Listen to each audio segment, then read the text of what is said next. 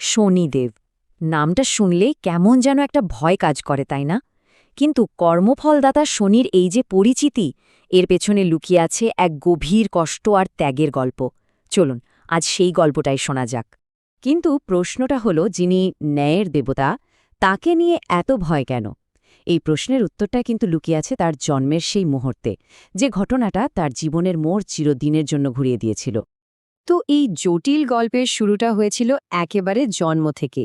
চলুন প্রথমে তার জন্ম আর শৈশবের সেই অধ্যায়টা দেখি, যেখানে একজন পরিত্যক্ত সন্তান অপ্রত্যাশিতভাবে একটা নতুন পরিবার খুঁজে পেয়েছিল। ভাবুন একবার, একদিকে সূর্যদেবের ঝলমলে প্রাসাদ, কিন্তু সেখানে জন্ম নিয়েও শনির কপালে জুটল শুধু প্রত্যাখ্যান আর বাবার ঘৃণা। আর ঠিক তার উল্টো দিকে গভীর জঙ্গল, যেখানে একাকিত্বের মধ্যেই তিনি খুঁজে পেলেন স্বীকৃতি আর একটা নতুন পরিবারের আনকন্ডিশনাল ভালোবাসা। দুটো জগৎ, একেবারে দুই মেরুর। যখন স্বয়ং তার বাবা মানে সূর্যদেব তার কালো গায়ের রং দেখে মুখ ফিরিয়ে নিলেন, তখন কাকদের রাজা কাকরাজ কিন্তু তার মধ্যে কোনো অন্ধকার দেখেননি। বরং তিনি যা দেখেছিলেন তা হল ভালোবাসার জন্য আকুল একটা নিঃসঙ্গ শিশু। কাকরাজ শনিকে সাদরে গ্রহণ করলেন কাকলোকে, যেখানে গায়ের রং দিয়ে কারোর বিচার হয় না। কাকলোকে শনি প্রথমবারের মতো বুঝতে পারলেন পরিবার কি জিনিস, সুখ কি জিনিস। কিন্তু এই সুখ বেশিদিন টিকল না, কারণ নিয়তির খেলা ছিল অন্যরকম। এমন একটা ট্র্যাজেডি ঘটল যা শনির জীবনকে ঠেলে দিল প্রতিশোধের এক ভয়ঙ্কর পথে।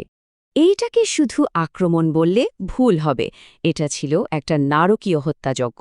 দেবরাজ ইন্দ্র শনির বাড়তে থাকা শক্তিতে ঈর্ষান্বিত হয়ে এক নিরীহ সম্প্রদায়ের ওপর নির্মমভাবে ছাপিয়ে পড়েন। ঘটনাটা হল, শনি যখন তার বন্ধু কাকরাজের সঙ্গে বাইরে, ঠিক সেই সুযোগে ইন্দ্র তার বাহিনী নিয়ে কাকলোকের ওপর হামলা করলেন। শনি যখন ফিরলেন, দেখলেন তার সাজানো বাড়িঘর সব ধ্বংসস্তূপ, আর তার পালক মা, যিনি তাকে নিজের ছেলের থেকেও বেশি ভালোবাসতেন, তার নিথর দেহ পড়ে আছে। এই দৃশ্যটাই তার সব শোককে বদলে দিল দাউ দাউ করে জ্বলা প্রতিশোধের আগুনে। কাকলোকের সেই ধ্বংসস্তূপ থেকেই জন্ম হল এক নতুন শনির। তার শোক রূপান্তরিত হল অকল্পনীয় শক্তিতে। মনে তখন একটাই আগুন, প্রতিশোধের আগুন। আর এই আগুনই তাকে নিয়ে গেল স্বর্গের দিকে, ব্রহ্মাণ্ডের বিচারক হওয়ার পথে। ভাবা যায়, শনি তার নিজে দিব্যশক্তির অর্ধেকটাই দিয়ে দিলেন বন্ধু কাকরাজকে, আর তারপর তার পিঠে চেপেই সোজা স্বর্গে। কোনো অস্ত্রশস্ত্র নয়, শুধু তার সেই বিখ্যাত বক্রদৃষ্টি, আর তাতেই ইন্দ্রের গোটা সেনাবাহিনী শেষ। এখানেই থামলেন না তিনি, নিজের বাবা সূর্যদেবের দিকে তাকালেন, আর সঙ্গে সঙ্গে গোটা ব্রহ্মাণ্ড ডুবে গেল অন্ধকারে। দেবতারা সব বন্দী। চারিদিকে যখন এই ভয়ঙ্কর অবস্থা, তখন সেখানে এলেন মহাদেব। তিনি শনির পথ দেখালেন এবং বোঝালেন যে সে যা করছে সেটা ন্যায় বিচার নয়, ওটা প্রতিশোধ। মহাদেবী তাকে শেখালেন যে প্রতিশোধ শুধু ধ্বংস করে, আর আসল ন্যায় শাস্তি দেয়, শুধরে দেওয়ার জন্য, সংস্কারের জন্য। মহাদেবের কথায় শনির যেন চোখ খুলে গেল। তিনি বুঝতে পারলেন নিজের ভুল। এরপর কঠোর তপস্যা, নিজেকে শুদ্ধ করার তপস্যা। আর তার এই নিষ্ঠা দেখেই মহাদেব তাকে দিলেন এক নতুন পরিচয়, এক নতুন দায়িত্ব, ব্রহ্মাণ্ডের কর্মফলদাতা, সেই দৈব বিচারক যার নিরপেক্ষ দৃষ্টি থেকে কেউ, সে দেবতাই হোক বা অসুর বা মানুষ, কেউই পালাতে পারবে না। কিন্তু ব্রহ্মাণ্ডের বিচারক হওয়ার এই সম্মান, এর জন্য শনিকে অনেক দাম দিতে হয়েছিল। তার মুকুটের আড়ালে লুকিয়েছিল এক গভীর একাকিত্বের অভিশাপ, যা তাকে সারা জীবনের জন্য একা করে দেয়।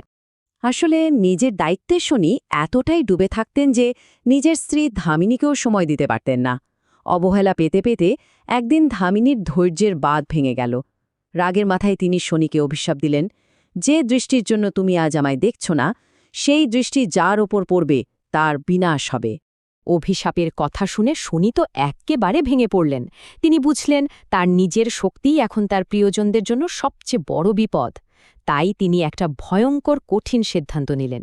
গোটা জগৎকে, বিশেষ করে নিজের ভালোবাসার মানুষদের রক্ষা করার জন্য তিনি চিরকালের মতো একা থাকার পথ বেছে নিলেন, আর তার দৃষ্টিকে রাখলেন চিরকালের জন্য নত। কর্মফলদাতা হিসেবে শনির বিচার কিন্তু ছিল একদম নিরপেক্ষ। মানে তার কাছে ধার্মিক রাজা বা অহংকারী অসুর কারোর জন্যেই কোনো আলাদা নিয়ম ছিল না। দুজনকেই তিনি তাদের কর্মের ফল দিয়েছিলেন। যেমন ধরুন রাজা হরিশ্চন্দ্রের কথা। তিনি শনির দেওয়া সব কঠিন পরীক্ষাকে মাথা পেতে নিয়েছিলেন আর প্রমাণ করেছিলেন যে তিনি সত্য থেকে এক চুলও নড়বেন না।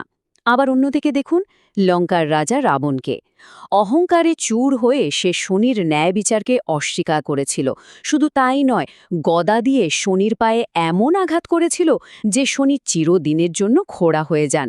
আর এই কারণে শনির গতি এত ধীর, আর তার আরেক নাম শনেশ্বর। তাহলে শনির আসল পরিচয়টা কি দাঁড়ালো? তিনি কি শুধুই শাস্তি দেন, নাকি এর পেছনে আরও গভীর কোনো মানে আছে? জ্যোতিষশাস্ত্রে শনির ৭.৫-র কথা তো আমরা সবাই কমবেশি শুনেছি, তাই না? ওই যে ৭.৫ বছরের একটা সময়, যা জীবনে নিয়ে আসে কঠিন সব পরীক্ষা। অনেকে এটাকে শনির দশা বলে খুব ভয় পায়। কিন্তু এটা কি সত্যি একটা অভিশাপ? শনি কি ইচ্ছে করে আমাদের কষ্ট দেন? না, একেবারেই না। এটা আসলে নিজেকে শুদ্ধ করার একটা অগ্নি পরীক্ষা। এই সময়টা আমাদের নিজেদের কর্মের আয়না দেখিয়ে দেয়। ঠিক যেমন সোনা আগুনে পুড়ে খাঁটি হয়, শনির প্রভাবও আমাদের জীবনের ভুলগুলো শুধরে দিয়ে আমাদের আরও শক্তিশালী করে তোলে। এক কথায় এটা আমাদের মনে করিয়ে দেয় যে নিজের কর্মের জন্য আমরা নিজেরাই দায়ী।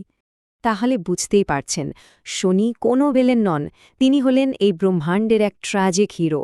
তিনি নিজেই অন্ধকারকে বেছে নিয়েছিলেন যাতে বাকি দুনিয়া আলোয় থাকতে পারে।